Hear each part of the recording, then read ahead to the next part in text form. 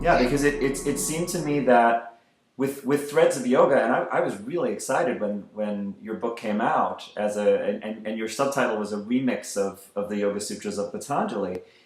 There's this wonderful way that I saw you as updating and sort of bringing a more embodied, psychologically aware, less ascetic sensibility to this text that is usually held up as, the central tome of yoga philosophy, so to speak. Yeah, my intention was, and I made some mistakes in framing. I tried to be as transparent as I could, using the word remix, saying in the opening pages that I'm not a Sanskritist. I'm not providing a translation. I'm trying to somewhat playfully answer the question, what would Patanjali say if he was exposed to feminism or psychoanalysis or contemporary neuroscience? What would this book? How would this book reflect upon our contemporary condition? Okay. Because are we not different human beings than those who are encountering this orally in the Iron Age? My supposition is that we are actually. Yeah. In a bunch of different ways. Our entire relationship to to ecology, to place, to relationship, to to home life, to technology, what hasn't changed? Perhaps the most stunning thing that's changed is that we have become distantiated from death in a way that those early practitioners could never have been. When the book is published, of course it wasn't, really published, but first uttered in a way. The average lifespan, I think, is 28 years old across the world, which means that there's a certain anxiety involved in pushing yourself towards meditative ecstasy.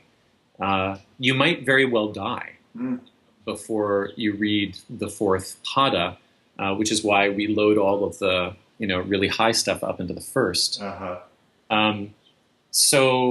So I had hoped that that critiquing, first of all, the way in which the book has been uncritically held up as kind of a Bible of contemplative practice for modern yoga culture. To critique how that's happened uncritically was my first objective. And then the second objective was to say, but what's really here? What's the is there a usefulness to the dualism of Sankhya philosophy? Is there does it make sense to think of and manipulate an observational consciousness? What would the benefits be? What might the drawbacks be? What are the social implications of that? What are the attitudes of the Yoga Sutras towards the body? Yes. That's kind of a focal point. So now you used a word update, and I think that